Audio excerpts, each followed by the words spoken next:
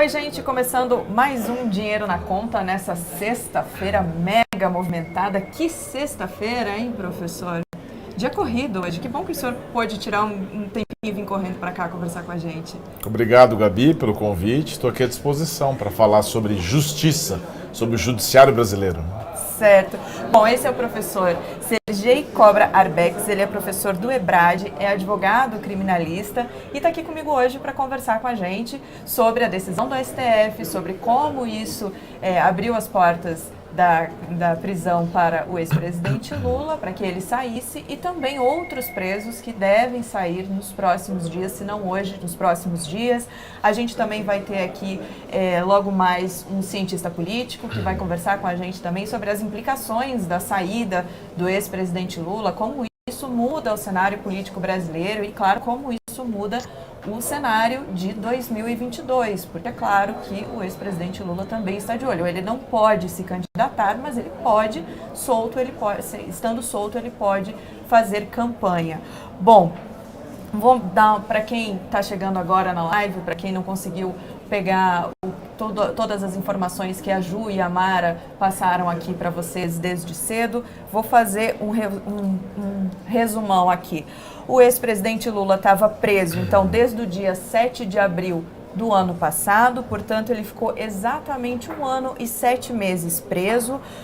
Hoje, dia 7 de novembro, por volta das 5h40, ele saiu da prisão e deixou a carceragem da Polícia Federal em Curitiba. O Partido dos Trabalhadores, um pouco mais cedo, já havia divulgado o roteiro que o ex-presidente deve seguir a partir de agora. O primeiro compromisso dele é ir ao terreno que tem em frente à Polícia Federal de Curitiba, onde os apoiadores estão lá na chamada Vigília Lula Livre. Essa vigília, ela acontece desde que ele foi preso. Os apoiadores ficam lá em um acampamento fazendo essa vigília, então, para que ele fosse solto. O ex-presidente vai até lá, agradecer o apoio desses militantes que passaram 20 meses lá acampados. Inclusive, agora há pouco, ele fez um discurso ali em frente à carceragem da Polícia Federal. A gente separou aqui alguns trechos para vocês. Eu não vou ler o discurso todo, mas a gente separou alguns trechos. Ele começou dizendo assim que vocês não têm dimensão do significado de eu estar aqui junto com vocês. Eu, a vida inteira, tenho conversado com o povo brasileiro. Não pensei que no dia de hoje eu poderia estar aqui conversando com homens e mulheres que durante 580 dias gritaram aqui um bom dia Lula, um boa tarde Lula, um boa noite Lula. Isso, lembrando que essas pessoas que estavam lá em vigília, também outras pessoas que passavam pela Polícia Federal de Curitiba tinham esse costume de gritar bom dia, boa tarde ou boa noite para ele. Ele fala que isso acontecia não importa se estava chovendo, se estava um calor de 40 graus ou de 0 graus, as pessoas iam lá e gritavam bom dia, boa tarde e boa noite. Ele disse, todo santo dia vocês eram o alimento da democracia que eu precisava para resistir. Ele falou também, criticou, falou do lado escuro da PF, criticou o ministro Sérgio Moro, que não prenderam, disse que não prenderam um homem, mas prenderam uma ideia, e que uma ideia não desaparece, e que ele vai provar que existe uma quadrilha de mafiosos, que foi essa maracutaia que fizeram junto com a TV Globo para destruir o PT. Ele falou também que caráter e dignidade não é coisa que se compra num shopping, tudo que adquiriu na vida foi por causa da mãe dele, a dona Lindu. Ele disse que sai da cadeia aos 74 anos, que o coração dele só tem espaço para o amor e que o amor vai vencer. Inclusive, a namorada dele está lá, ele fez uma declaração para ela e tal. Ele avisa que está indo, ele também disse que está indo, ou está vindo para São Paulo e que amanhã vai estar no evento, no sindicato, que depois as portas do Brasil estão abertas para ele. Ele também criticou o ministro da Educação, Abraham Weintraub, e disse que sai de Curitiba com o maior com sentimentos e agradecimentos que um ser humano pode fazer com o outro. Ele diz que não tem mágoa dos policiais federais nem dos carcereiros e quer provar que o Brasil pode ter presidente melhor que não mente tanto no Twitter. Essas foram as palavras do ex-presidente Lula. A gente vai entrar agora ao vivo com a repórter, nossa repórter do My News, que está lá em Curitiba acompanhando toda essa movimentação.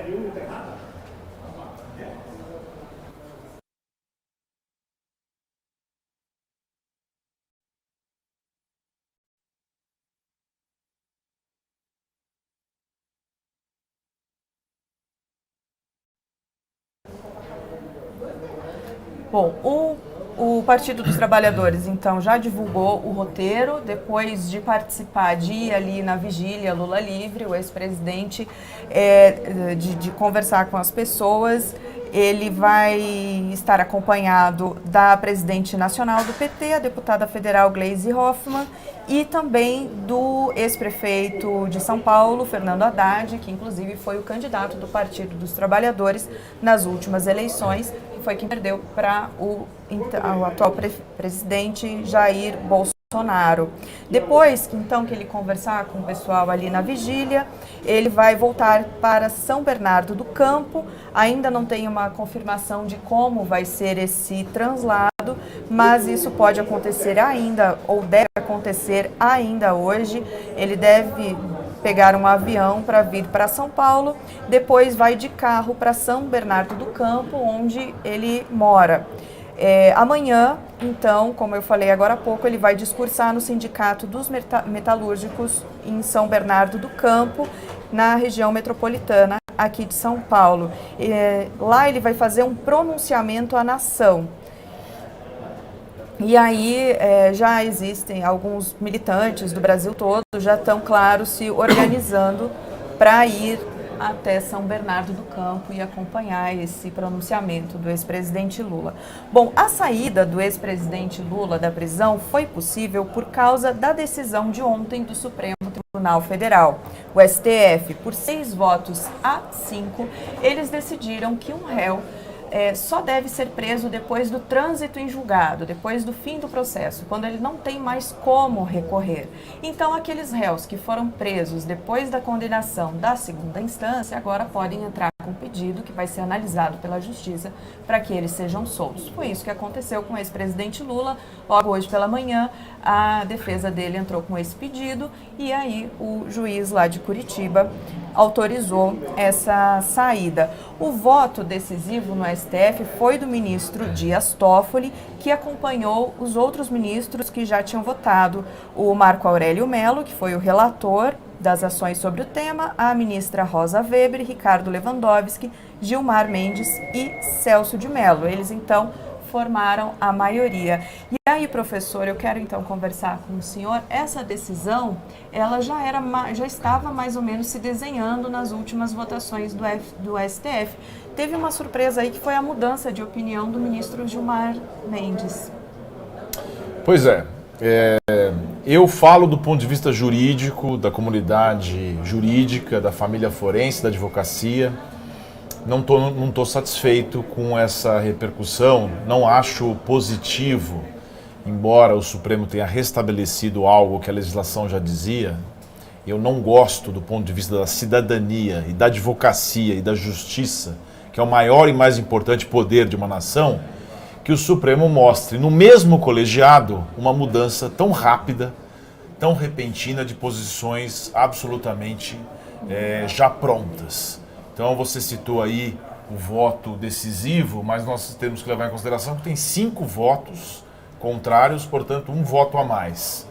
Se há pouco tempo a posição era outra, por que então esta posição agora não foi adotada originalmente? O senhor acha que o STF perde a credibilidade mudando com essas mudanças? Total.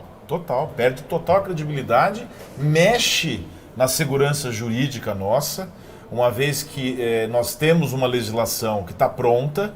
O ministro Dias Toffoli, na decisão hoje, disse que se mude a lei, ao invés de se colocar a culpa na justiça, como disse o ministro Celso de Mello também. Então, se mantivesse esta interpretação e não criasse esse alvoroço em torno de um personagem político importante para o Brasil, mas que não podia de forma alguma pautar o nosso judiciário. Porque o mais importante para nós é a segurança jurídica enquanto nação, enquanto povo, porque está todo mundo agora, que não é da comunidade jurídica, falando, tá vendo? A justiça erra, a justiça não tem coerência. Então me preocupa muito isso sim, e a gente, se puder aprofundar um pouco o debate aqui, eu vou explicar por que eu acho tão importante que o Supremo tenha uma constância, não que não mude, pode e deve mudar, mas não sobre o mesmo aspecto e principalmente que não se paire dúvidas que esse personagem político em especial pautou o julgamento no passado e agora, por questões de pressão, pautou o julgamento atual. Não, nós estamos falando de um geral, de justiça. A gente vai conversar sim, professor, a gente vai aprofundar um pouquinho algumas questões. Antes disso, a gente vai voltar a Curitiba, porque a gente teve um problema na entrada da Dani, ela estava com um probleminha no áudio, esse problema foi resolvido. Então vamos ver o que está acontecendo lá, o que ela tem para contar para a gente.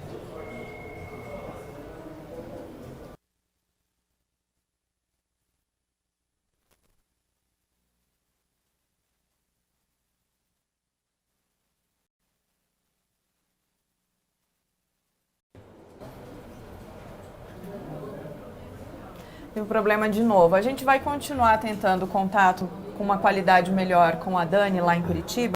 Mas, professor, enquanto isso, então, vamos voltar à decisão do STF.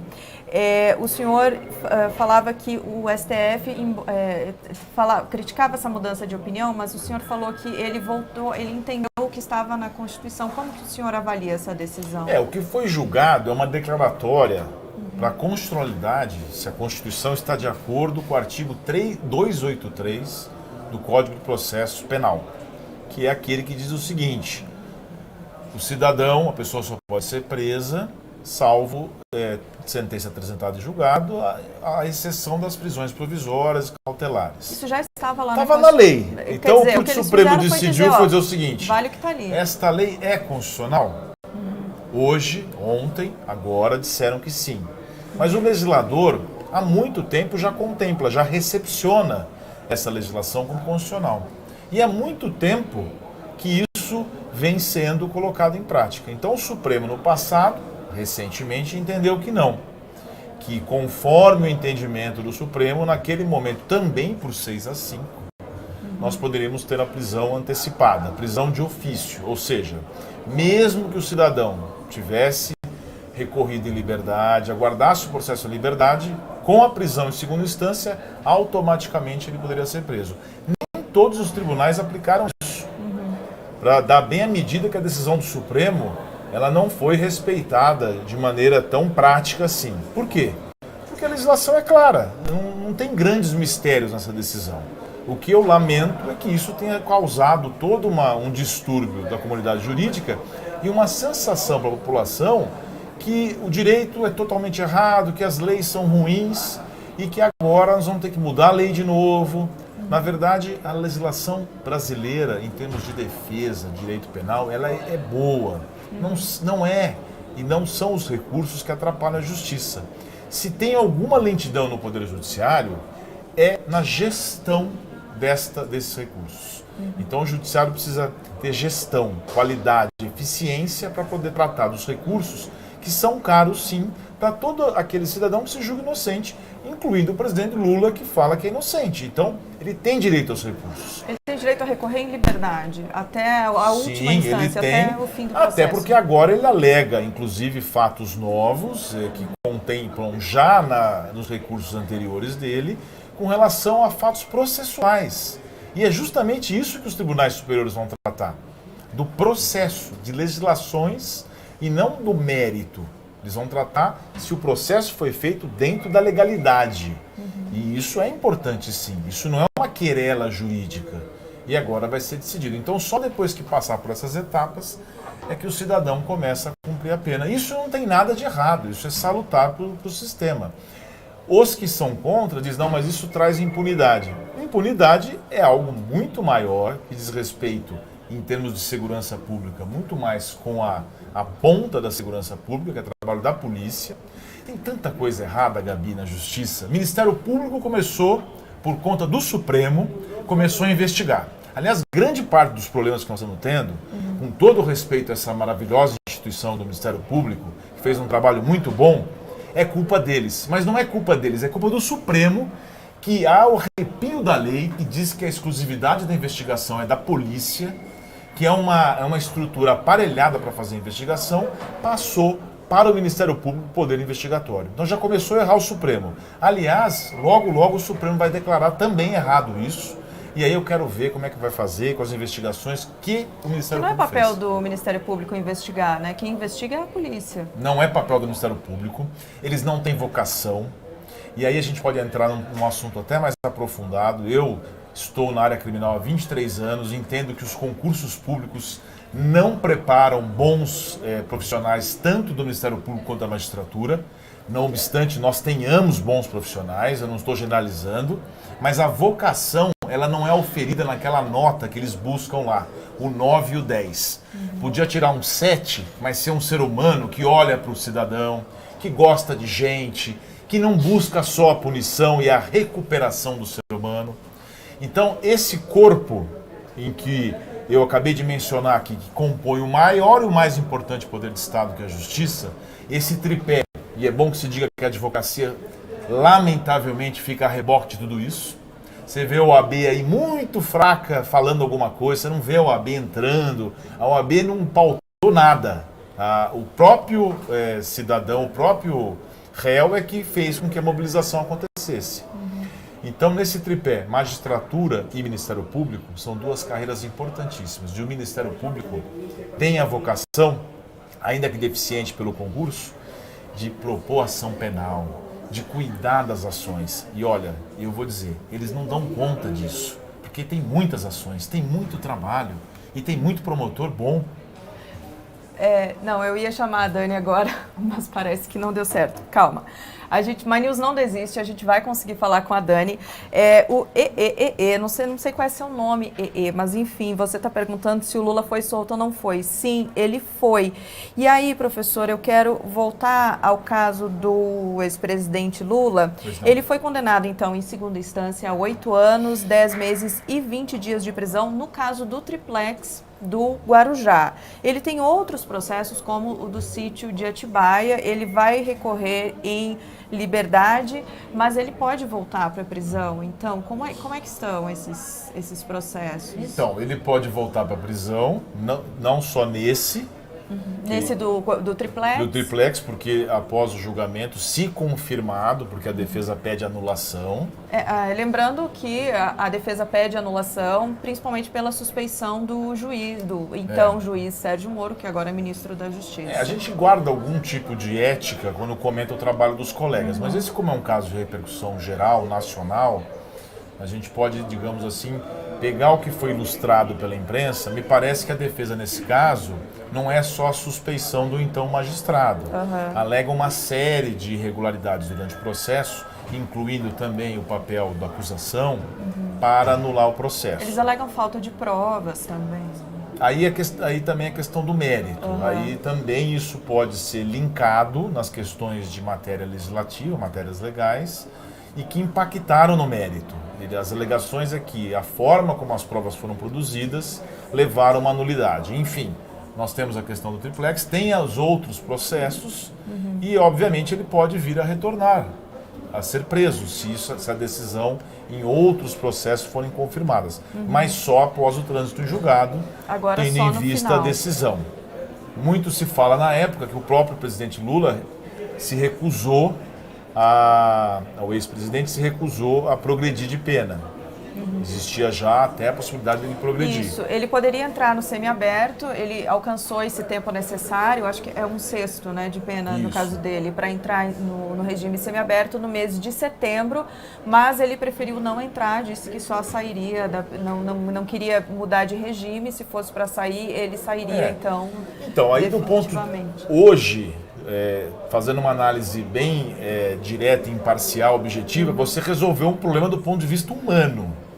Então, o homem, que aliás é o fundamental, é a busca da gente, da justiça, dos poderes públicos, é atingir o cidadão. O homem foi libertado, a pessoa humana, mas o processo continua e, eventualmente, as irregularidades ou algo que ele postula que é muito maior que a absolvição, também não foi esclarecido hoje.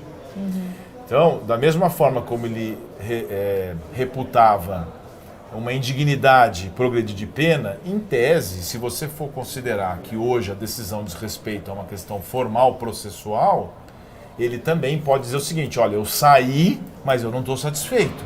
Isso para mim não é suficiente. Então, este é o ponto. Eu estou mais preocupado, e sempre vou me preocupar, com a qualidade das decisões, com a qualidade da prestação jurisdicional. É isso que me preocupa no Brasil. A gente fala muito em legislação, fala muito em leis, que está tudo atrasado, que tem muitos recursos, e a gente esquece de ver a qualidade das pessoas que estão julgando. Por isso que eu sempre falei, o Supremo Tribunal Federal é a maior corte constitucional. Acho que o modelo brasileiro se adaptaria melhor a mandato para ministro. Não acho que seja razoável que o cidadão ou a cidadã vire ministro para o resto da vida. O resto da vida em termos de aposentadoria. Poderia ter um tempo desgastante, porque é um tempo 8 anos de mandato, e a gente teria a oportunidade de realmente oxigenar o Supremo, porque às vezes a pessoa fica lá até os seus 75 anos e a gente não tem uma mudança, não tem a oportunidade de ter novos pensamentos. Isso é o que o Sergei acha. Bom, eu conversei hoje um pouco mais cedo com o cientista político Creomar de Souza e ele, sobre a saída do presidente Lula, se ele sai fortalecido, como deve ser o papel dele daqui para frente no cenário político brasileiro. Ele falou que acredita que sim, que o ex-presidente Lula sai mais fortalecido e que pode, inclusive, voltar ao foco para fazer uma oposição mais forte ao presidente Jair Bolsonaro. Vamos ouvir o que ele falou.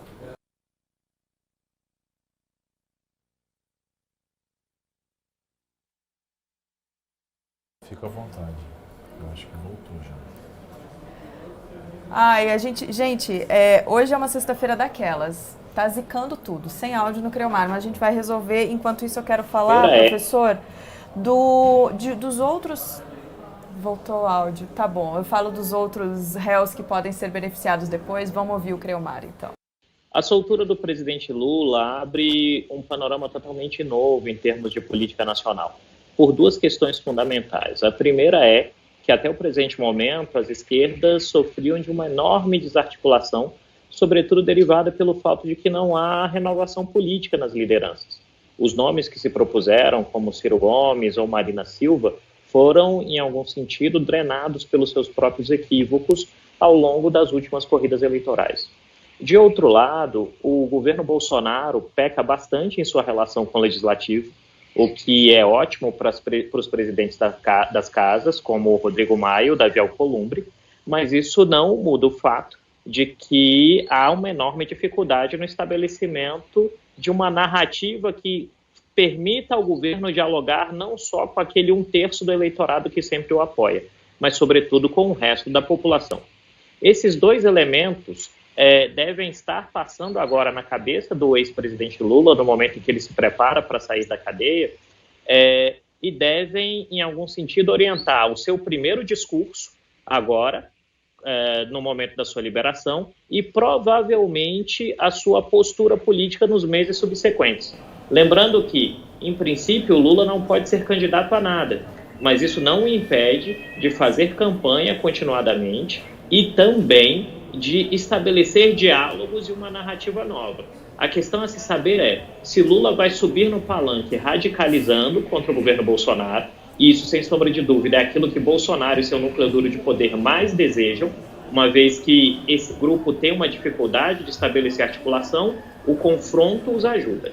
Ou, se o Lula, em determinado sentido, vai buscar construir-se como uma espécie de liderança de harmonização ou de reconciliação nacional, usando o próprio fato de sua prisão como uma espécie de legado, de prisão política, de uma espécie de sacrifício em prol do país e da reconciliação dos cidadãos. Esses são os elementos fundamentais que nós devemos observar, não só hoje, como nos meses que se seguem. A gente vai conversar ainda sobre a questão política, sobre o panorama político brasileiro, logo mais com o professor Rodrigo Prando do Mackenzie, que está vindo para cá. Professor, eu disse então que nós íamos falar sobre os outros réus. A decisão do STF abriu a possibilidade de que pelo menos 12 réus, além do ex-presidente Lula, também deixem a prisão. Entre esses réus estão executivos de empreiteiras, doleiros, ex-dirigentes da Petrobras, da Odebrecht, por exemplo.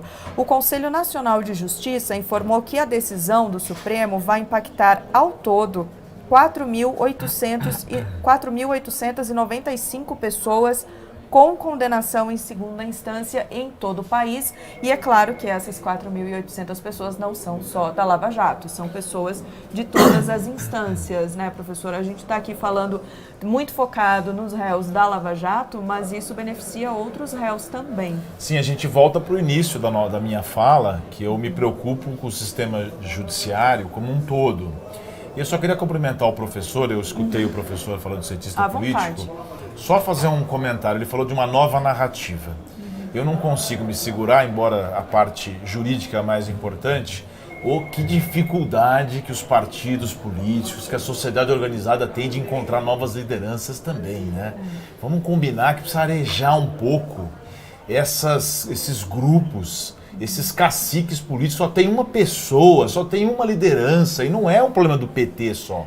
É de todo mundo, eles não deixam ninguém aparecer. E os que aparecem não têm qualidade. Então, precisa ter uma forma da sociedade civil se organizar para poder ter liderança política no Brasil.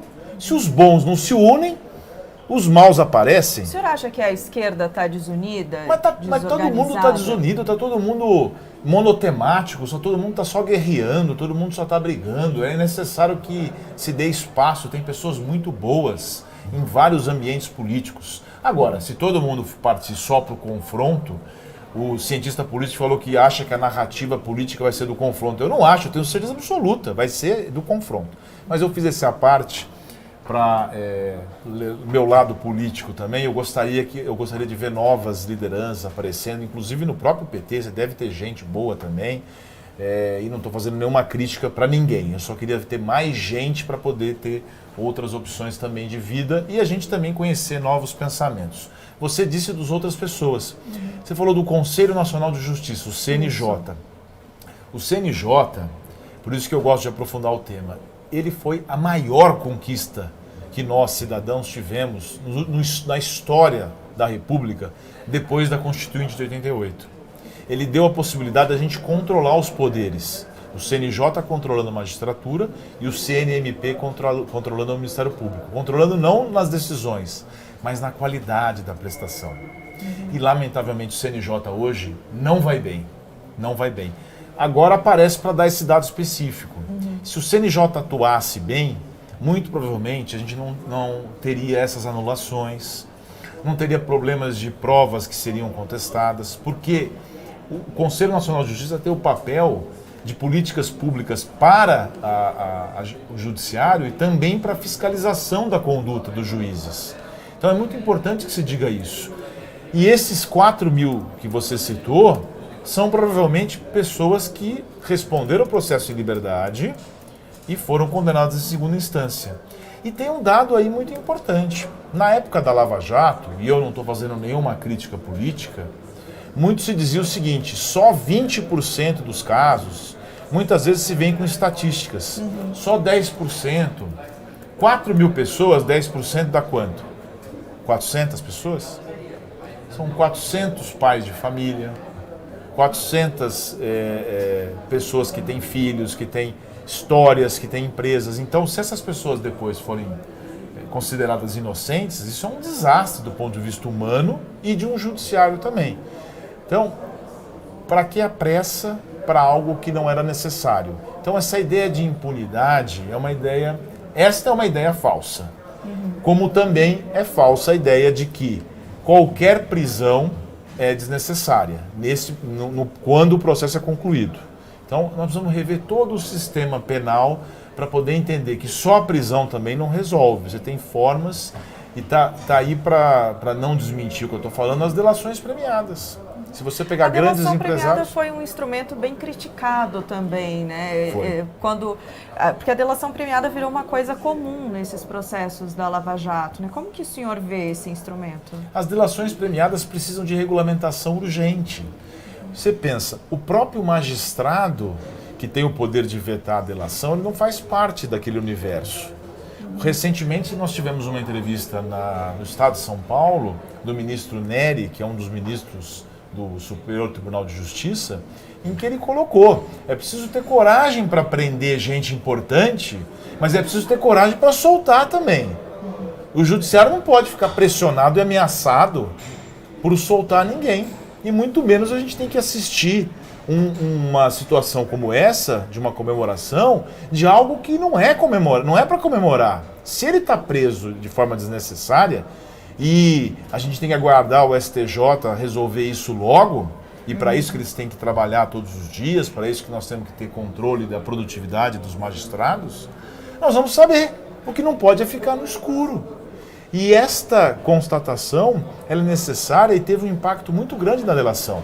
A delação, no começo, foi vista por nós criminalistas como algo muito complicado, mas porque a regulamentação é muito ruim. O delator, muitas vezes, ele entrega aquilo que ele tem e ele não tem a certeza que ele vai ter aquele benefício. Por outro lado, nós tivemos exageros. A própria instituição do Ministério Público criticou o procurador-geral, recentemente, que saiu, que fez aquela proposta de delação com os irmãos Joesley, que foi uma delação absolutamente ilegal, considerada pela justiça. Então tem muitos aspectos que a delação precisa melhorar. Me parece que é um instituto que veio para ficar, porque o legislador foi inteligente. É você colocar no seio da organização criminosa uma dúvida, uma suspeita e uma traição. E isso, do ponto de vista penal, é devastador, mas precisa ter regras. E mais uma vez, não pode ser só a palavra do delator, tem que ter um conjunto de provas, porque delação é meio de obtenção de prova, não é a prova em si. Então, eu não posso falar que você cometeu um crime se não tiver outras provas. A partir do momento que eu falo isso, é que a polícia deveria investigar para saber se é verdade.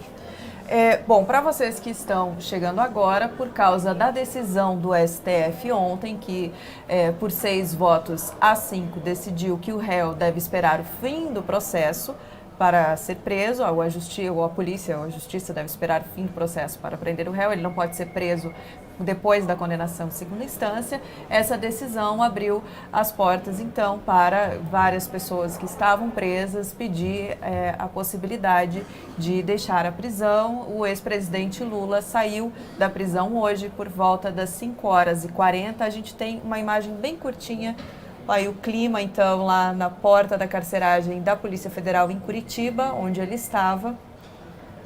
As pessoas foram lá para frente para esperar o presidente Lula, o ex-presidente Lula. Ele fez um discurso ali na porta da carceragem, falou o quanto ele estava feliz e agradecido pelas pessoas que fizeram a vigília no terreno em frente à Polícia Federal, pessoas que ficaram acampadas ali durante 20 meses. Sempre ele agradeceu que essas pessoas sempre diziam bom dia, Lula, boa tarde, Lula, boa noite, Lula, e disse que isso era um alimento para ele enquanto ele esteve preso.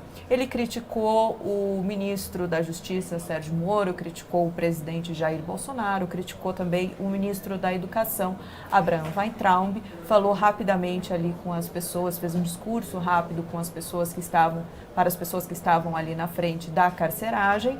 Ele deve vir para São Paulo ainda hoje, onde amanhã, às 9h da manhã, deve fazer um discurso no Sindicato dos Metalúrgicos em São Bernardo do Campo, região metropolitana aqui de São Paulo, onde ele tem residência. Aí são mais algumas imagens que vocês estão vendo lá da frente da Polícia Federal em Curitiba.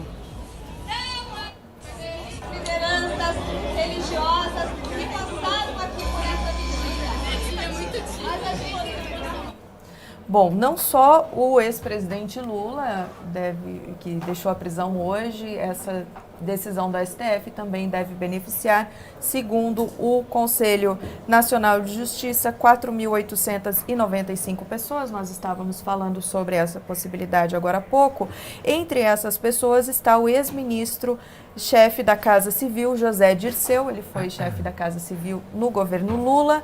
Ele cumpre pena no Complexo Médico Penal de Pinhais, é uma pena de 30 anos, 9 meses e 10 dias por corrupção e lavagem de dinheiro. Agora, o José Dirceu, ele não é da Lava Jato, né? Ele é anterior a isso, lá do Mensalão. Então, ele também pode ser beneficiado. Outro encarcerado em Pinhais é o Gerson Almada, o ex-executivo da Engevix, uma empreiteira. Ele foi condenado por corrupção ativa e lavagem de dinheiro a 34 anos e 20 dias. Mas nem todos os condenados da Lava Jato vão poder deixar a prisão, uma vez que alguns são alvo de decreto de pedido de prisão preventiva. É o caso do ex-presidente da Câmara, Eduardo Cunha, que cumpre, além de condenação pelo Tribunal Regional Federal da 4ª Região, ele cumpre uma prisão preventiva desde outubro de 2016 por corrupção passiva, lavagem de dinheiro e evasão de divisas. O caso do Eduardo Cunha, então, é diferente, já que tem essa prisão preventiva. Ele é diferente da do Lula, mas ele é igual a muitos casos de presos pelo Brasil afora. Eu diria para você que ele é igual a cerca de 70% das pessoas que estão presas, que começam presas preventivamente e permanecem presas em razão de algum tipo de prejuízo que a soltura dessa pessoa possa causar ao processo, aí entenda-se testemunhas, provas, ou risco de fuga, ou até mesmo por uma questão processual que o juiz indica. Mas o que é importante ressaltar é que mesmo algumas pessoas que você citou agora, Gabi, entraram e saíram da cadeia por conta do mesmo processo penal. Ou seja, nós estamos há 20 a 30 anos repetindo os mesmos erros do passado, que é traduzida para a população com solta e prende. Ah, por que entrou? Porque o ideal, e é importante que se consolide isso de uma vez por todas no nosso Brasil, é que com as regras que a gente tem, a pessoa comece a cumprir a pena a partir do momento em que ela seja considerada culpada pela justiça, culpada com trânsito em julgado. Este é o regramento. Agora você tem, e é natural, mas não é explicável, a população tem essa necessidade de completar esse ideário de impunidade. Por um lado, que é só porque a pessoa foi acusada que ela cumpra uma pena, que ela seja presa. E também, por outro lado, as pessoas não querem repelir essa estrutura de justiça. Nós tivemos agora, eu ouvi aqui atentamente os comentários antes da gente entrar aqui no estúdio, já tem uma PEC, tem deputados correndo para mobilização. Eu ia perguntar isso para o senhor. Para mudar a Constituição, correndo, porque já que o Judiciário disse que tem que ser até o trânsito julgado, então nós fazemos a nossa parte. Olha, povo, nós aqui não queremos impunidade e tal. Como isso é que tudo o senhor muito político. vê essa possibilidade de mudança na Constituição? Porque vários deputados e senadores já estão se organizando para poder alterar a Constituição para que a prisão em segunda instância seja permitida. Isso não pode ser feito no calor popular. É uma Constituição Federal, é algo sério, é uma PEC, proposta de emenda constitucional, que precisa de um quórum específico e altíssimo para mudar a Constituição. Quando um povo faz uma constituinte, ele elege pessoas especificamente só para fazer uma Constituição. É algo sério. Eu não digo que não possa mudar. A reforma do Judiciário, que eu citei aqui, a criação do Conselho Externo da Magistratura, a mudança da estrutura do Judiciário foi uma PEC também. Foi uma emenda constitucional. Só que isso tem que ser feito de acordo com as mudanças necessárias. Não é para prender o Lula, gente. Não é para isso que serve a Constituição. A gente tem que fazer leis, tem que fazer estatutos para que seja perene, seja firme, para que a gente tenha segurança jurídica, porque amanhã depois pode não ser essa pessoa, pode ser outra, e a gente tem que ter segurança, até para poder ter investimento no Brasil. vamos ter calma, vamos fazer as coisas com, não devagar, mas com objetividade e com sabedoria. Olha, o ex-governador de Minas, Eduardo Azeredo, que Também estava será preso desde maio do ano passado, também foi solto agora há pouco, no início da noite. O Tribunal de Justiça de Minas Gerais concedeu nessa tarde o alvará de soltura. A decisão também se baseou na decisão de ontem do STF.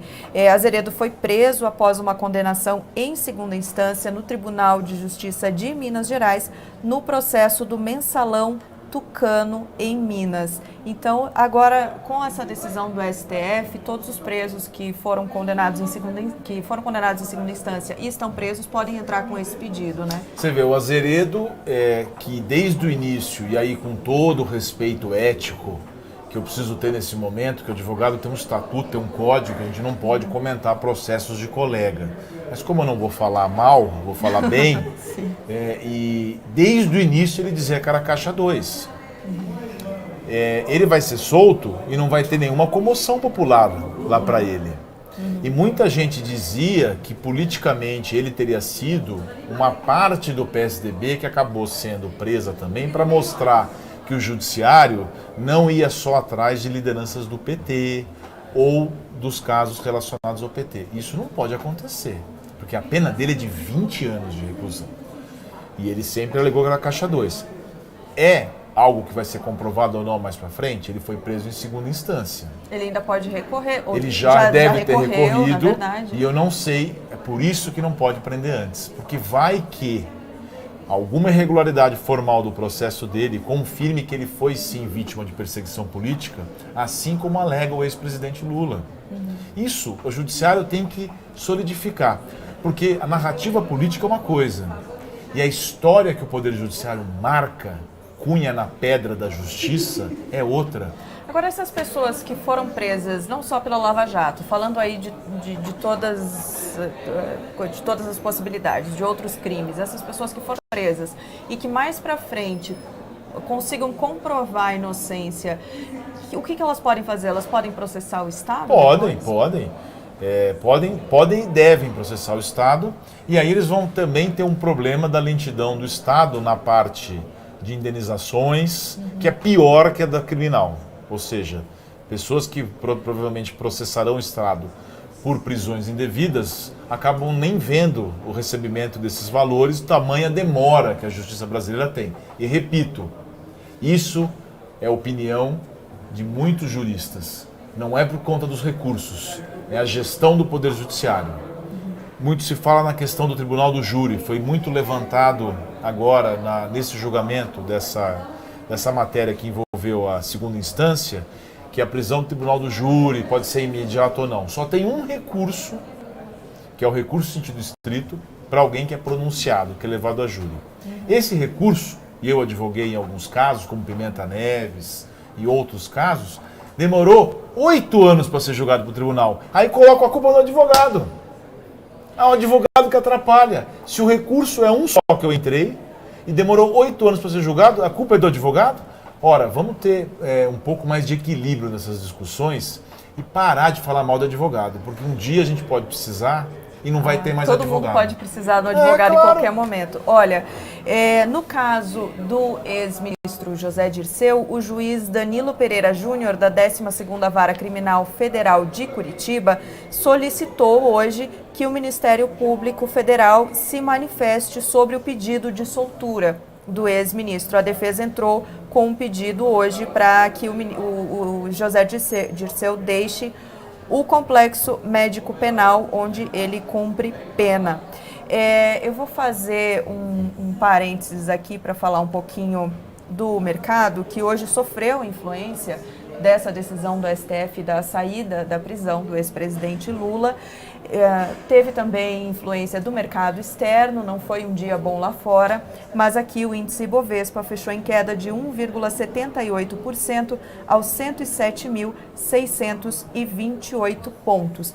Eu também tenho a informação que o nosso entrevistado O professor Rodrigo Prando, que é cientista político do Mackenzie, já chegou. Eu vou perguntar para a Miriam, já que é ao vivo, né? A gente pergunta aqui mesmo se ele pode entrar e participar dessa conversa com a gente.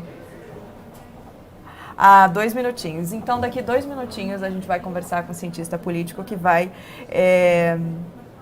analisar toda essa situação pelo ponto de vista político, e o professor Sergei continua aqui com a gente falando de todas essas questões jurídicas. Eu estou acompanhando aqui no bate-papo que a gente tem ao vivo, e algumas pessoas manifestaram um certo receio de que assassinos e traficantes também vão para as ruas. Agora, são pessoas também condenadas em segunda instância, né? Mas se a pessoa, mesmo um traficante, é alguém acusado de tráfico.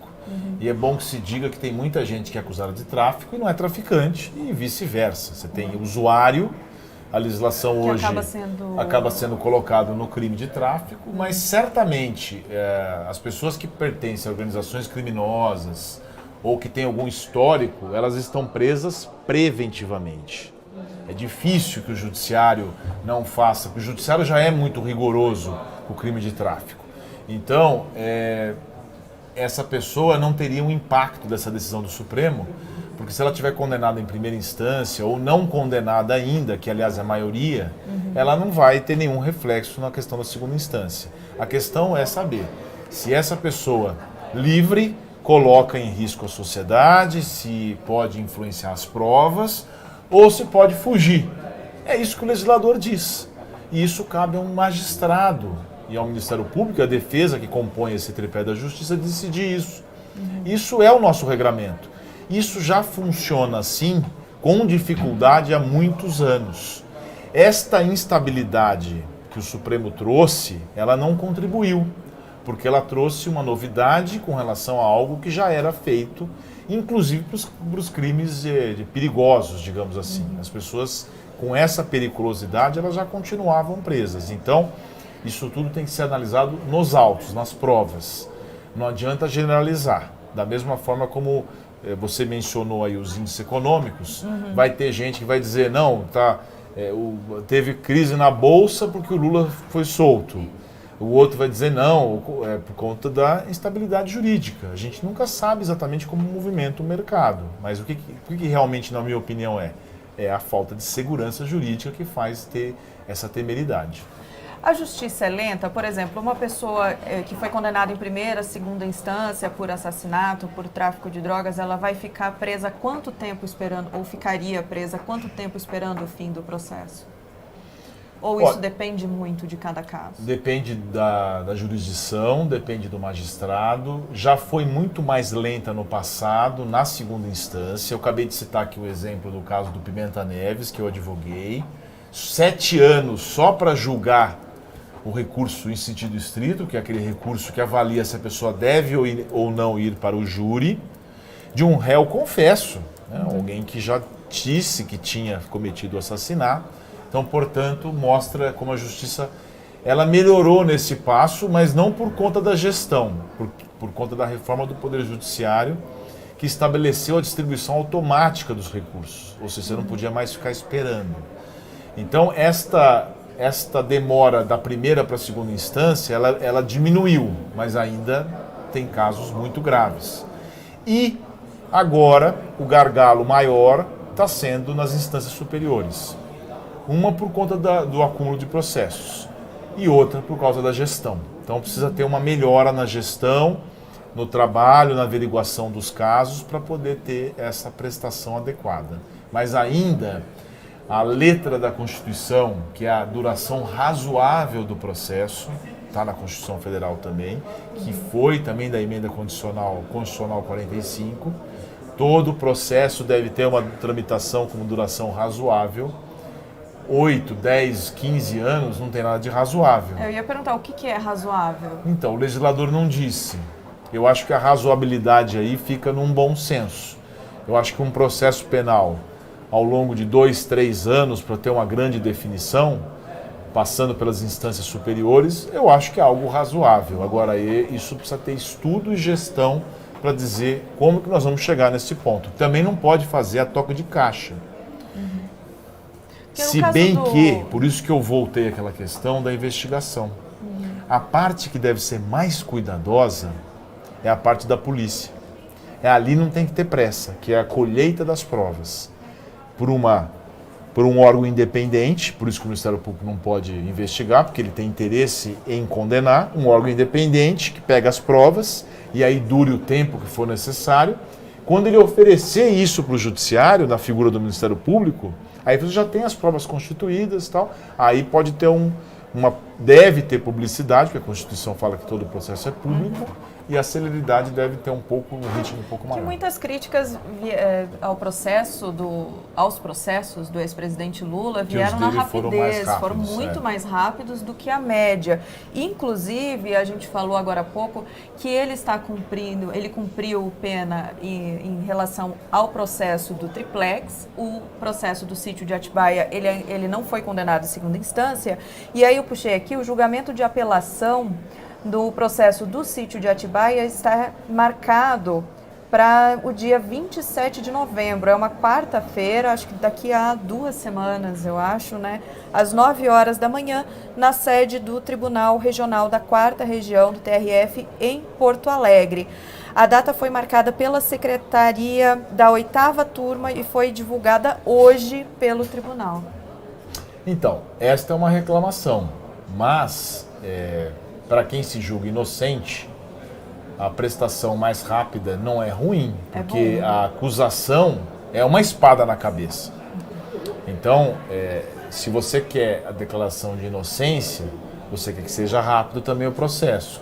E a sociedade não pode reclamar, seja quem for o réu, para todo mundo tem que ter uma duração razoável.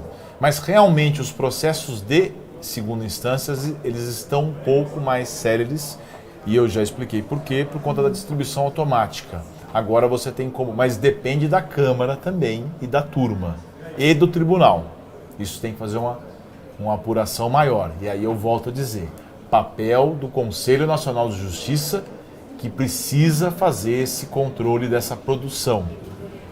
Magistrado, promotor e aí o CNMP tem que trabalhar forte, porque ganham bem, são bem instrumentalizados e fazem um trabalho muito importante, mas tem que ter controle sim da produção, não das decisões, é claro, por óbvio, mas da sua produtividade. E produção significa legalidade, respeito à advocacia, que é importante, porque se você desrespeitar um advogado, você vai anular o processo, e vocacionados também, porque tem que saber cuidar de gente. Mudou o mundo, né, Gabi? Nós estamos aqui hoje num canal de internet que tem uma audiência maravilhosa. O mundo Nós mudou. temos Você precisa agora ter... 1.060 pessoas. A gente nos precisa ter gente assistindo. mais dinâmica. Não dá para ter aquele magistrado mais que você dá bom dia ou ele nem olha na sua cara. Professor, deixa eu aproveitar, a gente já vai encerrar aqui a sua participação para a gente conversar com o cientista político, mas eu quero lhe fazer uma pergunta. Pois antes. não. Como que o senhor avalia o trabalho do, então, juiz Sérgio Moro nesses processos? Olha, eu não conheço com detalhes o trabalho, vi as questões das gravações, vejo que tem algumas irregularidades do ponto de vista da condução do processo. Não tenho condição de fazer uma análise detalhada da conduta dele como juiz. Não o conheço, não tive nenhuma audiência, mas pelo pouco que eu assisti, ele também faz parte daquele grupo de magistrados que enxergam o punitivismo. Não estou dizendo que tudo que está sendo alegado foi correto, mas é importante que o juiz tenha preocupação também com as provas, com os réus. E agora você tem o viés político. As pessoas falam, mas foi para a política. Isso deveria ser, inclusive, deveria ter uma cláusula, uma quarentena para o magistrado que julgou casos tão importantes não passar diretamente para a parte política, porque aí fica uma suspeição indevida. Então isso tudo vai ter que ser dado a resposta pela justiça. Material farto a gente já tem.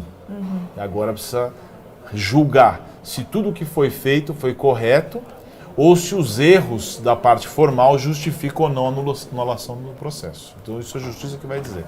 Tá certo, então. Professor, muito obrigada pela participação. Eu vou insistir muito nesse agradecimento, porque afinal de contas foi um dia atípico, né? A gente Claro. ligou para o professor em cima da hora, professor Sergei Cobra Arbex, que é advogado criminalista e professor da EBRAD. Muito obrigada pela sua disposição em vir aqui conversar com a gente. Imagina. E prestar todos esses esclarecimentos. Eu vou chamar agora para a gente trocar de entrevistado, a gente vai ver um VT. Miriam, só me ajuda, o que é esse VT? É uma análise, né?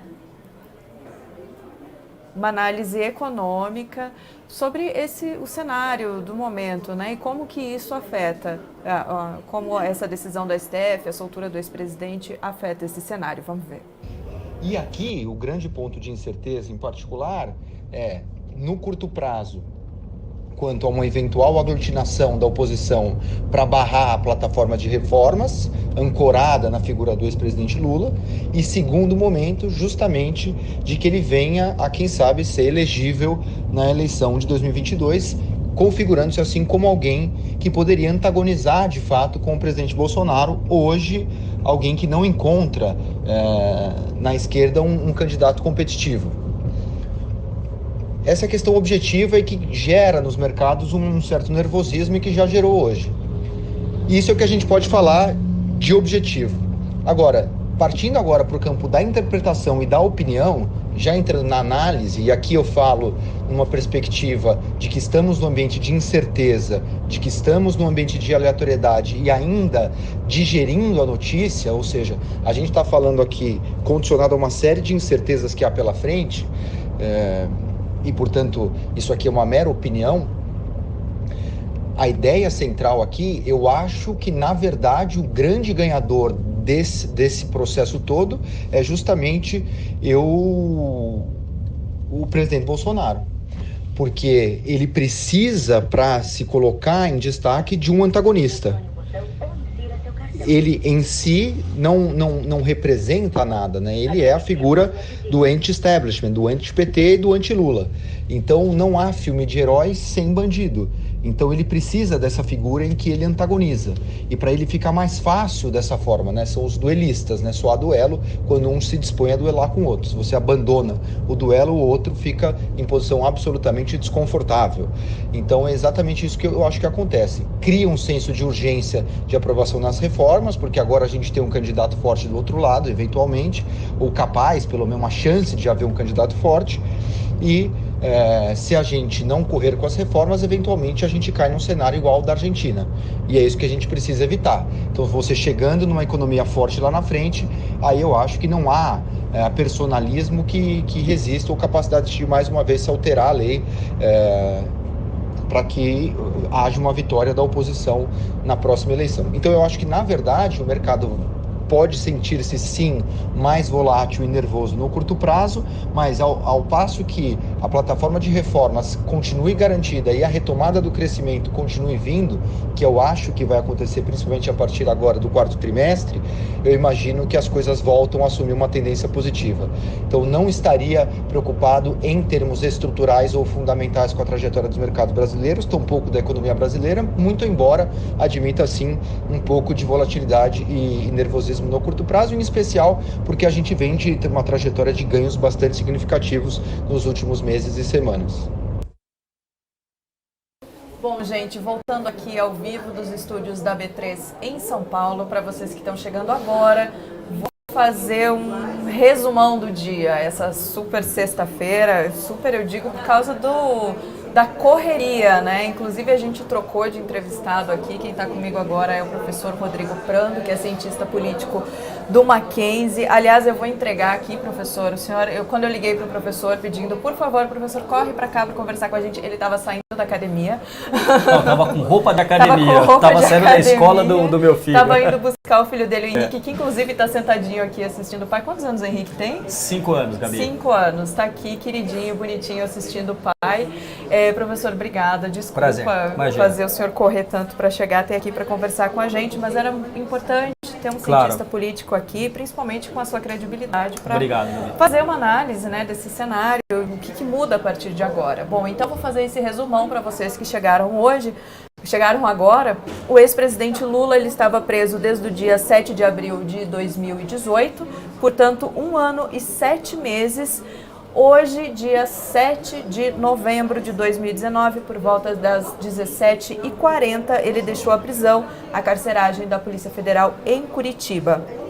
O PT, o Partido dos Trabalhadores, divulgou aí um roteiro que deve ser seguido pelo ex-presidente Lula a partir de agora. Ele saiu da carceragem, conversou, fez um discurso, um breve discurso para as pessoas que estavam lá esperando a saída dele. Foi até a vigília Lula Livre, que é aquele terreno que fica em frente à carceragem da Polícia Federal, onde pessoas ficaram durante 20 meses acampadas. Ele agradeceu no discurso essas pessoas, inclusive eu vou falar um pouquinho do discurso dele daqui a pouco. Então, ele deve vir para São Paulo ainda hoje, de avião, provavelmente acompanhado da Gleisi Hoffmann, que é a presidente do partido, e do Fernando Haddad, ex-prefeito de São Paulo, e também foi candidato pelo PT nas últimas eleições para a presidência. Ele foi para o segundo turno, perdeu a eleição para o atual presidente Jair Bolsonaro. Ele deve vir para São Paulo hoje, então, de avião, depois seguir de carro para São Bernardo do Campo, onde ele mora, e amanhã, às 9 horas da manhã, deve fazer um discurso lá em São Bernardo, no Sindicato dos Metalúrgicos. Eu vou falar, vou ler alguns trechos aqui, então, do discurso que ele fez lá na frente da carceragem da Polícia Civil. Ele disse o seguinte: vocês não têm dimensão do significado de eu estar aqui junto com vocês. Eu, a vida inteira, tenho conversado com o povo brasileiro. Não pensei que no dia de hoje... desculpa, é a Polícia Federal. Ele segue: não pensei que no dia de hoje eu poderia estar aqui conversando com homens e mulheres que durante 580 dias gritaram aqui: bom dia, Lula, boa tarde, Lula, boa noite, Lula. Não importa se tivesse chovendo, não importa se tivesse 40 graus, se tivesse 0 graus, todo santo dia vocês eram o alimento da democracia que eu precisava para resistir. Ele falou também do lado escuro da PF, criticou o ministro Sérgio Moro, disse que eles não prenderam um homem, mas prenderam uma ideia e que uma ideia não desaparece. Ele disse que vai provar que existe uma quadrilha de mafiosos, que foi essa maracutaia que fizeram, nas palavras dele, junto com a TV Globo para destruir o PT. Ele disse que caráter e dignidade não é coisa que se compra num shopping. Tudo o que adquiriu na vida foi por causa da mãe dele, a dona Lindu. Ele disse que sai da cadeia aos 74 anos, que o coração dele só tem espaço para amor e que o amor vai vencer. Ele também disse no fim do discurso que está vindo para São Paulo, falou desse evento amanhã às 9 horas da manhã no sindicato e disse que as portas do Brasil agora estão abertas para ele. Para encerrar, ele criticou o ministro da Educação, o ministro Abraham Weintraub, e disse o seguinte: saio daqui com o maior sentimento e agradecimento que um ser humano pode fazer com o outro. Não tenho mágoa dos policiais federais nem dos carcereiros. Quero provar que o Brasil pode ter um presidente melhor que não mente tanto no Twitter. E aí, professor, eu quero começar falando com o senhor justamente sobre esse discurso. Primeiro, o ex-presidente Lula sai fortalecido? Sem dúvida nenhuma. Quando o presidente Lula foi preso, eu escrevi um texto, até publiquei nas minhas redes sociais, dizendo o seguinte: não estou nem alegre nem triste. A justiça seguiu seu rumo, não é? Eu acho que ninguém deve ficar contente com alguém preso, não é? Mas também a tristeza talvez não coubesse, porque eu não sou um militante, analisei, enfim, politicamente não saberia dizer das questões do direito. Hoje o presidente sai da cadeia, sai da prisão. Certamente a militância está alegre, não é? Muitos outros estão tristes, mas a mesma lei que o levou a ser encarcerado, hoje o libertou. Isso faz parte da justiça.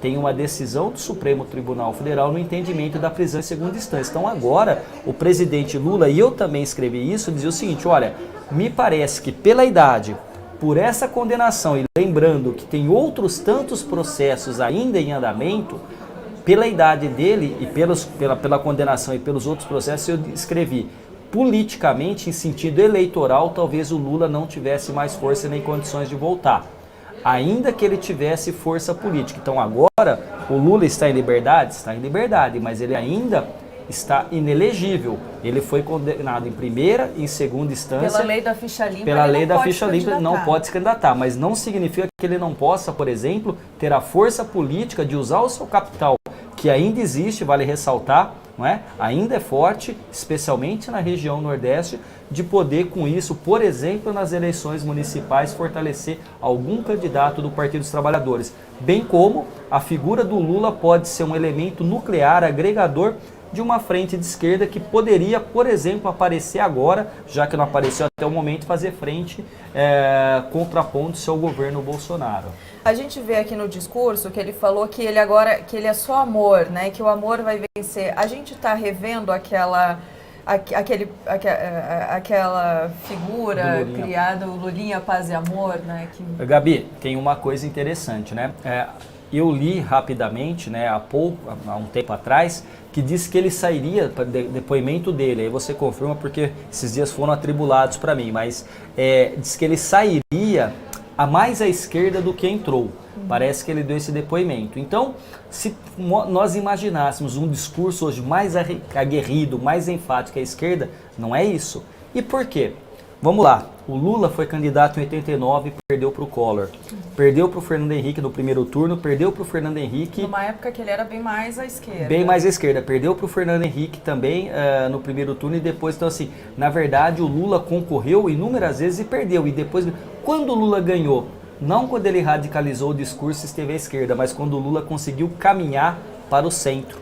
Lembrando da figura... Quem ganhou foi o Lulinha Paz e Amor. O Lulinha Paz e Amor. Vamos lembrar da figura do vice dele, do Zé de Alencar, um empresário. Então, se havia um resquício, um medo do líder operário de esquerda, com alguma característica revolucionária, o Zé Alencar amainou essa imagem e ainda teve a famosa carta aos brasileiros que também diz o seguinte: nós não vamos mexer com contratos, não vai ter nada com relação à dívida, vamos respeitar tudo, e a economia ficou tranquila. Isso fez com que o Lula ganhasse um percentual mais ao centro. Era mais ou menos o seguinte: se o Bolsonaro hoje tem 30%, historicamente o PT sempre teve em torno de 30%, o que nunca garantiu que o PT ganhasse no primeiro turno.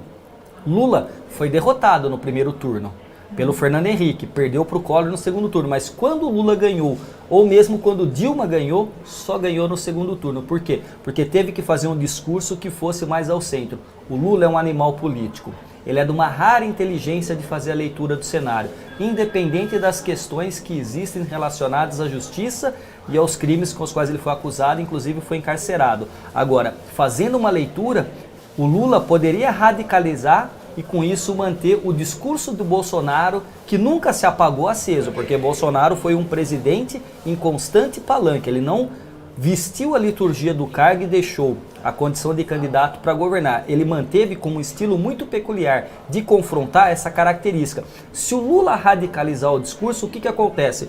Hoje o bloco bolsonarista, que está um pouco quebrado, delegado Valdir, PSL, Joyce Hasselmann, esse grupo pode voltar a se agregar em torno do Bolsonaro e ganhar força. Agora, se o Lula usar de um discurso mais inteligente, só amor, sem rancor, sem mágoa, o que ele sinaliza? Olha que eu estou distante de Bolsonaro. E aí ele pode, com isso, ganhar força ou dar força ao PT.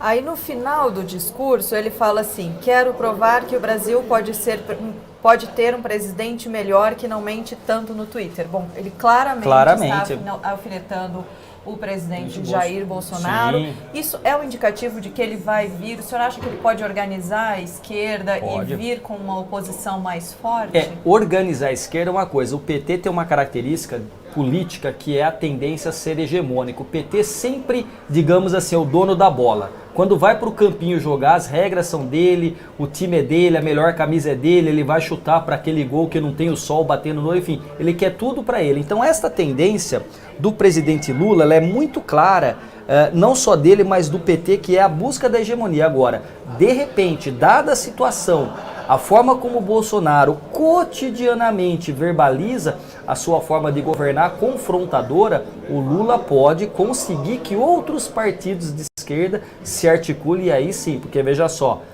provavelmente Ciro não se esquece de que o Lula preso conseguiu articular e dar uma rasteira nele na eleição passada.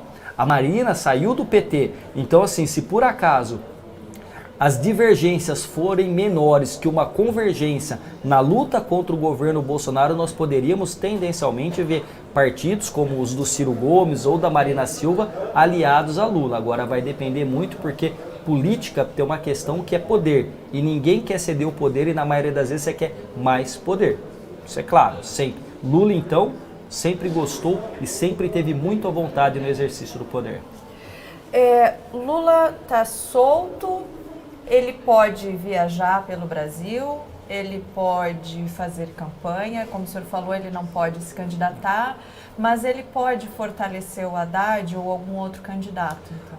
Pode fortalecer, mas vale ressaltar que mesmo quando o Lula estava solto e Lula tentou fortalecer o Haddad, Ele fez a caravana, né? Fez a caravana e o Haddad foi derrotado. Quando ele se candidatou para a reeleição à Prefeitura de São Paulo, ele foi derrotado pelo Dória. Então, assim, o Lula não é uma figura infalível, ele tem poder, tem perspicácia e tem uma rara inteligência política, inclusive para o discurso. O Lula é daqueles que consegue estabelecer empatia e a partir dessa empatia construir as pontes. Coisa que, por exemplo, o Bolsonaro é incapaz de fazer pelo que a gente viu até agora. Então, assim, ele pode, sem dúvida nenhuma, trazer algo de positivo para o Haddad. Agora, tem que ver se o Haddad topa, por exemplo, aquele que saiu há pouco candidato à presidência da República, tentar ser candidato a uma prefeitura, ainda que seja de São Paulo. Porque se ganhar uma coisa, se perder o custo ainda fica muito mais alto. O senhor acha que o Haddad ficou com a pecha de poste de Lula, que era o que muita gente dizia durante a campanha? Provavelmente para um grupo sim, né? Porque é assim que o Bolsonaro inclusive conseguiu estabelecê-lo como antagonista. Agora, para a maioria dos que votaram no Haddad, inclusive alguns em certas regiões do Brasil sequer conseguiam pronunciar o nome do Haddad, votaram pela força do Lula. Então é inegável, como eu disse no começo, que o Lula tem o capital político. Não dá para entender muito ainda, porque ele foi solto há pouco mais de 2, 3 horas, como vai ser essa movimentação. A política ela é um tabuleiro em que cada peça tem, quando mexido, uma consequência. Você tem adversários, e no caso que são vários adversários, né? Então, assim, o Lula solto pode trazer, pode reavivar o discurso eleitoral do ano passado, que de certa maneira sequer foi encerrado. Algumas colegas e alguns colegas jornalistas me perguntavam assim, professor, 2022 já começou? E eu respondia, na verdade, 2018 é que não acabou. Então, assim, o Lula solto tem uma face da moeda, pode reavivar a força do bolsonarismo, mas, por um outro lado, pode deixar Bolsonaro e os bolsonaristas acuados, porque o Lula, quando disse tem que bater na cabeça da jararaca, porque senão ela não morre, a jararaca está aí. Ele sabe muito, quase como pouquíssimos, usar as metáforas para conseguir convencer e trazer as pessoas para ele. Professor, só mais uma pergunta Sim. antes da gente encerrar a sua participação. Agora, não encerrar a live, tá, a gente ainda vai seguir com mais informações sobre a saída do ex-presidente Lula da prisão hoje.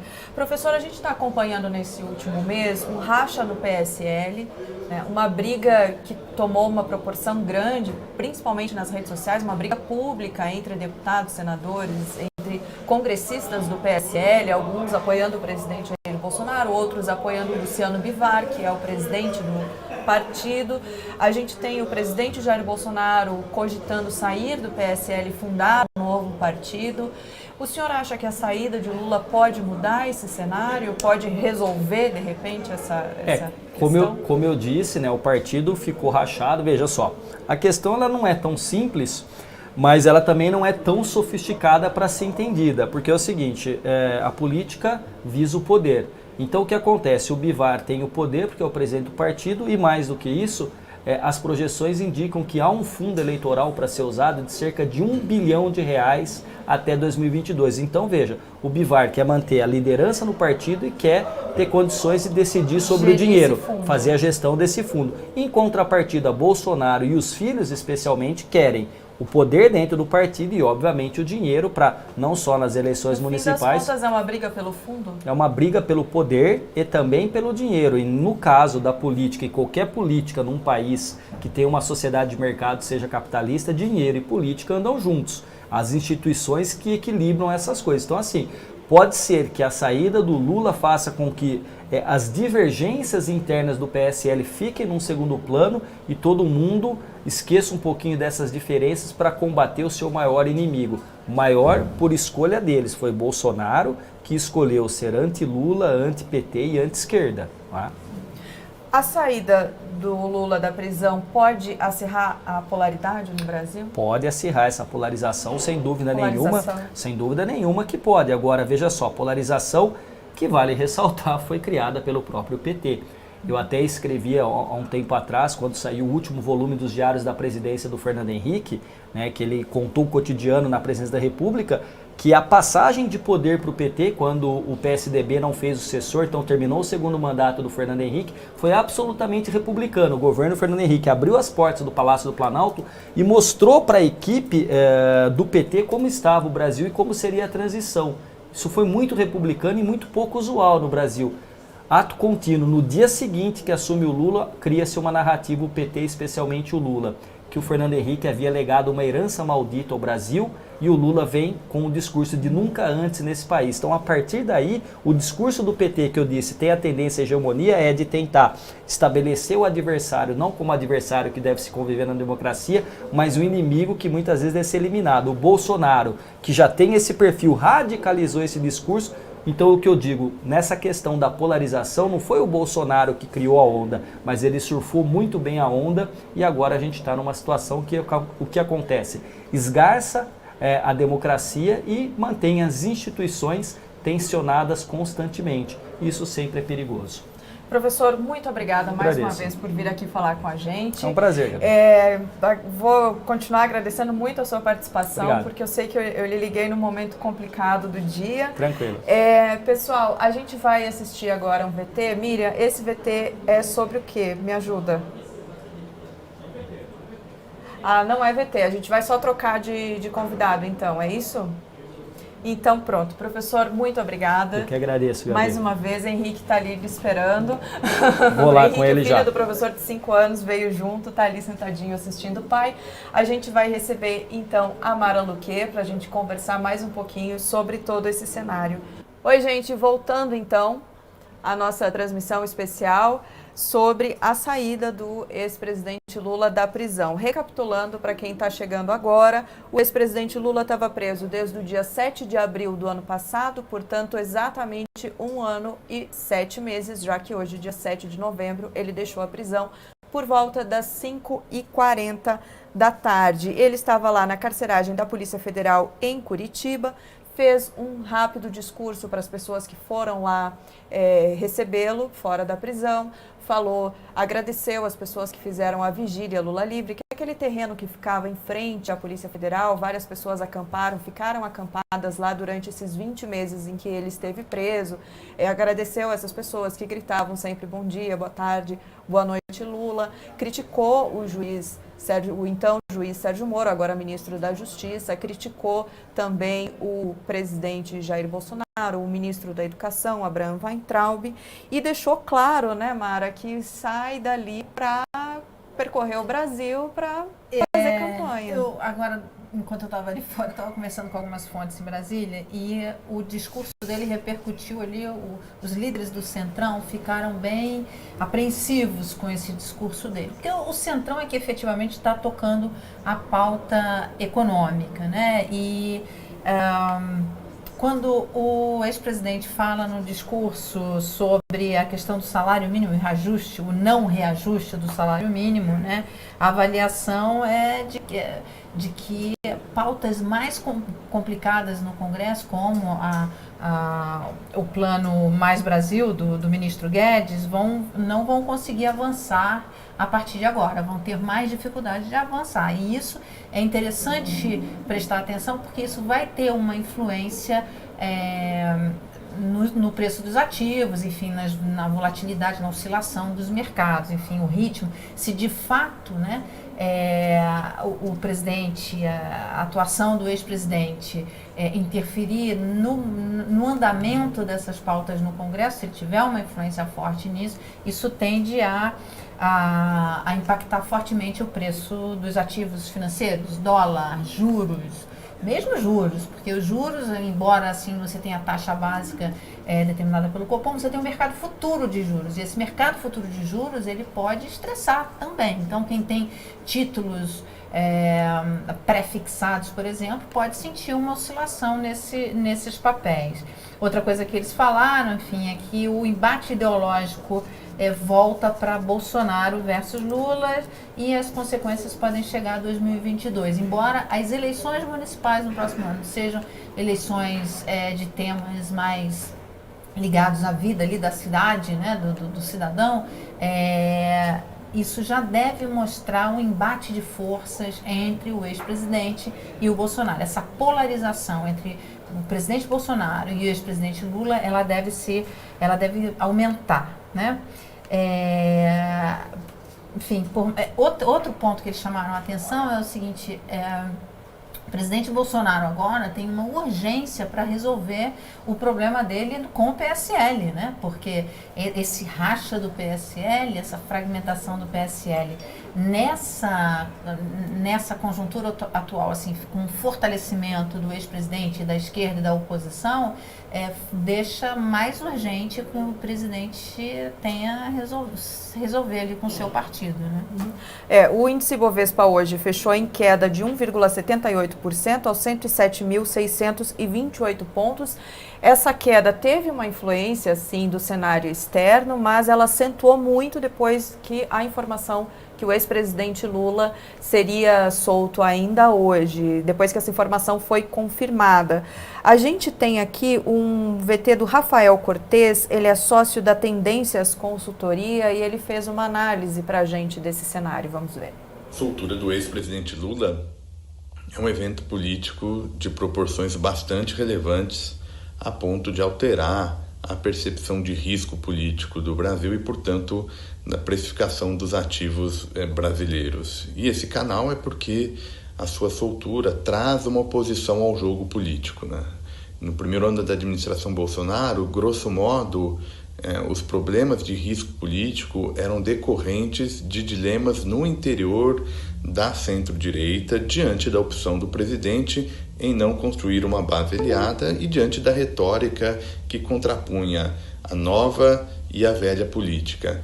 A oposição, grosso modo, gastou a sua energia com o Lula livre ou com os desdobramentos do modus operandi do bolsonarismo, disputas em redes sociais, debate em torno dos riscos para a democracia, mas do ponto de vista programático, a era Bolsonaro, no seu primeiro ano de mandato, foi marcada por um ambiente muito propício para o desenvolvimento das reformas. Mara, como é que você vê esse cenário de mercado, de economia? Então, exatamente isso que ele falou. A gente vai ver agora os ativos financeiros refletindo, o preço dos ativos financeiros refletindo. Esse dado, né, de que essa conversa que eu tive com alguns políticos em Brasília que acham, né, que principalmente os líderes do Centrão, que acham que isso pode, quer dizer, essa articulação, essa movimentação do ex-presidente pode retardar ou dificultar ou até mesmo emperrar, né, a pauta do Congresso, a pauta econômica do Congresso, e isso vai ter um impacto direto nos preços dos ativos, né? Hoje a gente estava falando, a Bolsa já reagiu um pouco, mas ainda tem fortemente um movimento técnico. A gente vai sentir muito como vai ser esse humor do mercado a partir de segunda-feira, né? Então vale a pena prestar atenção no que vai acontecer, juros, câmbio, bolsa, enfim, que eles podem oscilar, pode aumentar essa percepção de risco político que vai interferir fortemente na economia. E por quê? Porque o Brasil ele está passando por um forte ajuste fiscal e ele passaria independentemente de quem fosse o presidente, de quem fosse o ministro. Claro, o ministro Guedes tem um viés mais liberal, totalmente liberal. Mas mesmo se fosse um ministro de centro-esquerda e que fosse um social-democrata, enfim, que não fosse tão liberal, ainda assim teria que fazer um ajuste fiscal, porque as contas no Brasil, enfim, o Estado, ele está consumindo todos os recursos e não está sobrando dinheiro para investimento. O Estado perdeu a sua capacidade de investir, isso é um problema sério. Então, fosse quem fosse o ministro, ia ter que fazer isso. Só que, agora, com essa pauta fortemente liberal que está no Congresso, que foi enviada pelo ministro, começou com a reforma da Previdência e agora com esse pacote, com as 3 PECs, e vai vir a reforma tributária, enfim. É um momento, esse governo vai ser um governo que tem uma agenda forte, uma agenda econômica forte no Congresso. E se confirma essas expectativas desses líderes do Centrão, que é quem está tocando, né? Esses líderes é que estão tocando a pauta econômica, esses líderes do Centrão. Se confirma essa expectativa deles de que o presidente vai ter um peso importante na condução desses temas, isso vai influenciar, isso vai atrasar, isso vai impactar os mercados. A gente tem umas imagens, a gente vai mostrar para vocês agora, que é do ex-presidente Lula deixando a Polícia Federal lá de Curitiba. Ele está dentro do carro, vamos ver essas imagens. Com muita vontade de voltar a lutar. Eu não quero ficar falando mal de presidente, falando mal, sabe, de ministro. Eu quero falar bem do povo brasileiro e falar das coisas que é possível a gente construir nesse país. Eu já provei, quando o presidente, a Dilma já provou que é possível a gente construir um país melhor, um país sem ódio, um país com mais comida na mesa, com mais emprego, com mais salário, com mais escola técnica, com mais universidade, com melhor qualidade de ensino. Tudo isso nós já provamos que é possível. Ele não quer falar mal, mas ele deu umas alfinetadas ali no discurso dele. Sim, ele falou em sim, amor, sim. que o amor vai vencer, mas ele usou ali uma... Não, é de se esperar que ele venha com essa pauta mais forte. E uma coisa, assim, que ele... o período do governo dele foi um período de prosperidade, efetivamente, de forte crescimento econômico, de forte inclusão. E aí, tudo bem, vocês vão colocar vários motivos por conta da China, é verdade, o crescimento internacional que puxou todo o preço das commodities, isso favoreceu muito, sim, mas não tira o mérito dele de ter conduzido uma política econômica muito pragmática que deu continuidade à política econômica que ele herdou do ex-presidente Fernando Henrique, e foi um momento de prosperidade e inclusão.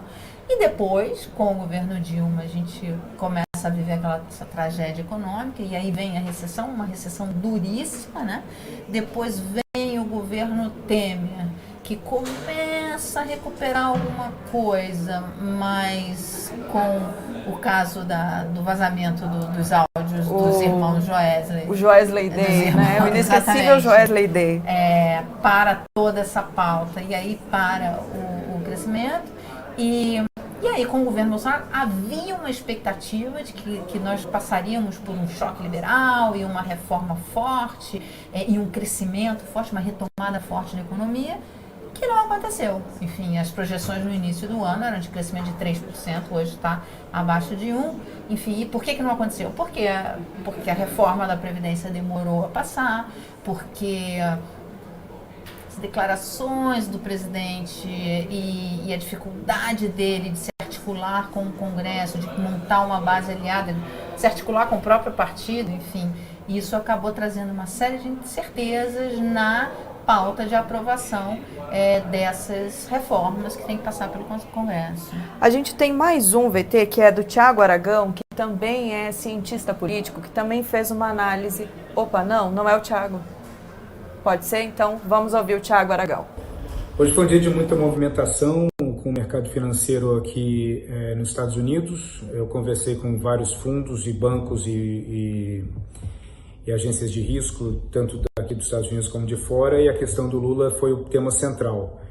Naturalmente, há uma preocupação por parte dos investidores de que até que ponto isso pode tirar o foco do governo Bolsonaro, que pode cair no debate polarizado de provocação de um lado para o outro, e também entrar na abstração dessa briga entre posições ideológicas do governo versus uma posição ideológica que o Partido dos Trabalhadores e que o ex-presidente Lula representa. Então isso é um risco muito grande, até que ponto isso pode tirar o foco, principalmente o foco nas reformas, o foco na agenda estruturante que o governo quer mandar para o Congresso no fim desse ano e no começo do ano que vem.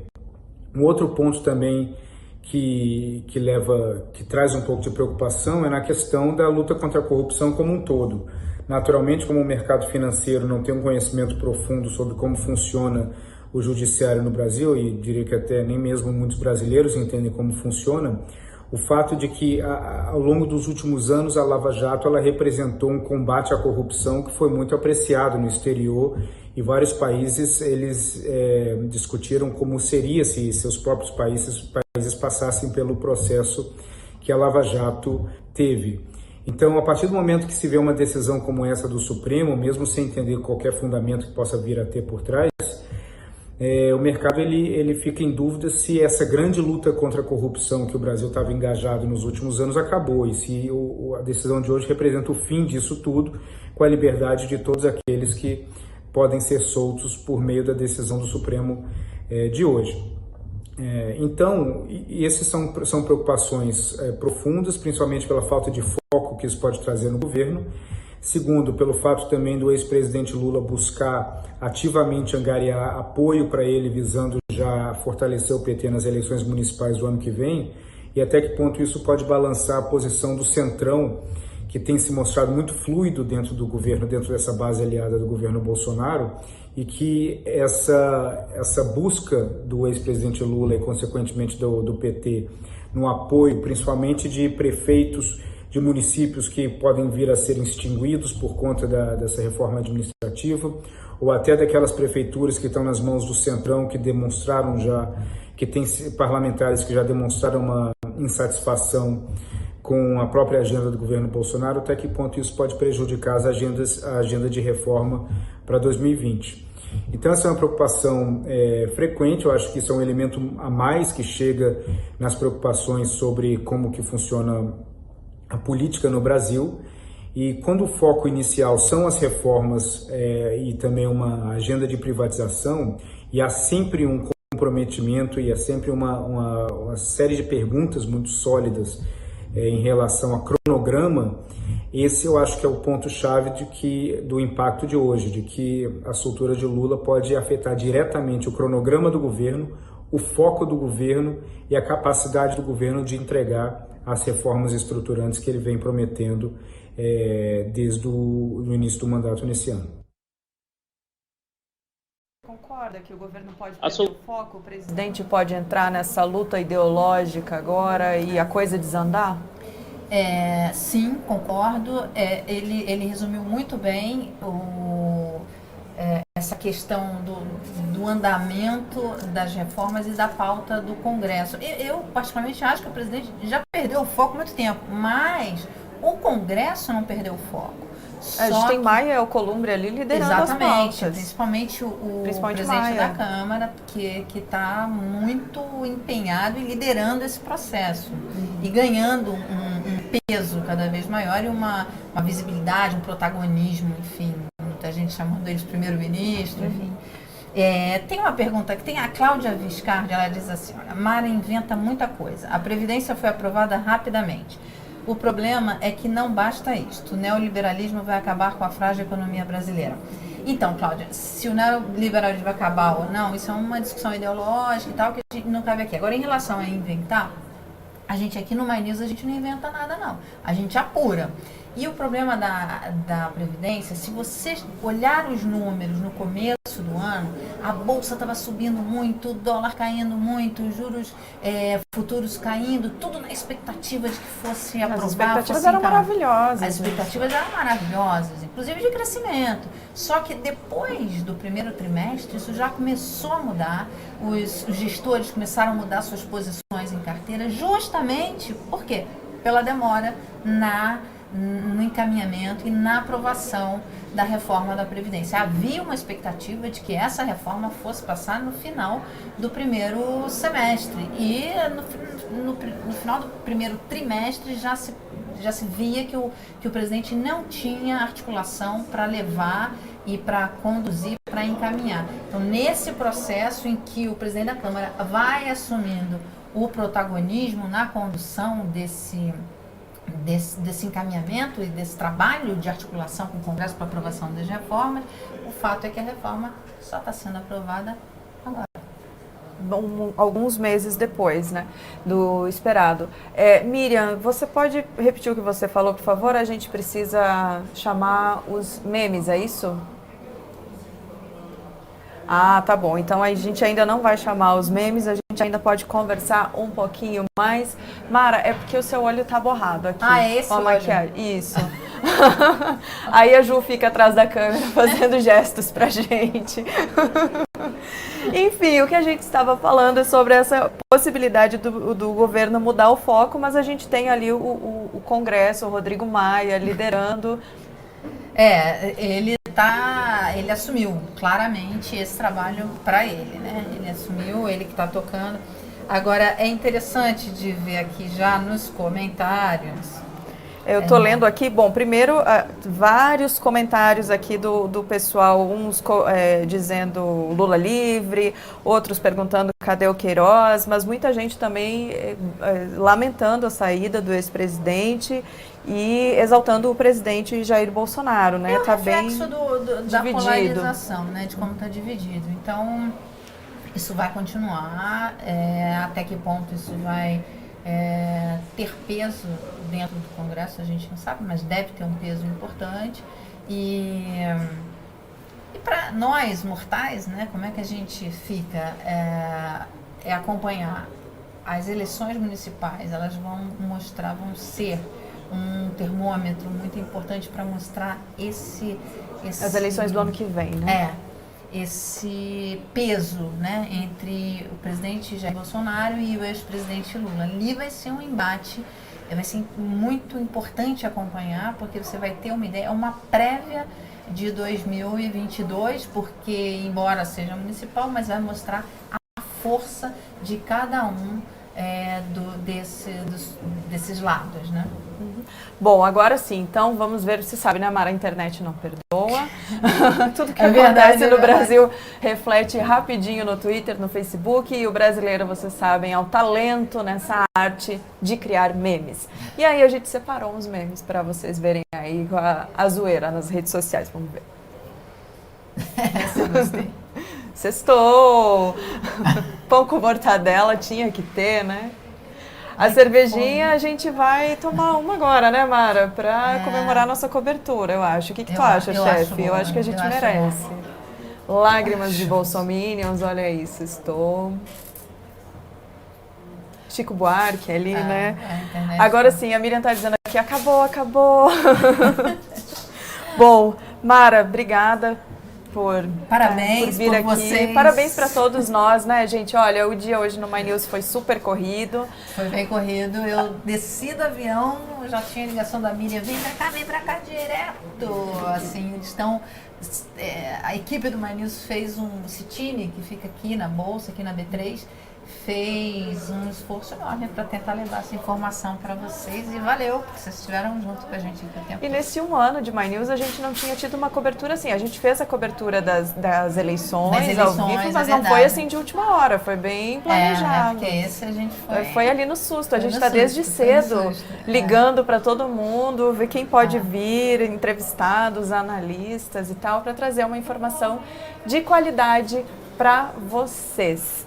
Espero que vocês tenham gostado, então deem um like, compartilhem, se inscrevam no canal se vocês ainda não são inscritos, né? Aliás, é um absurdo ainda não serem inscritos, se inscrevam no canal. O My News vai fazer 2 anos no começo do ano que vem e você ainda não está inscrito, se inscreva. Tá perdendo. Então é isso aí.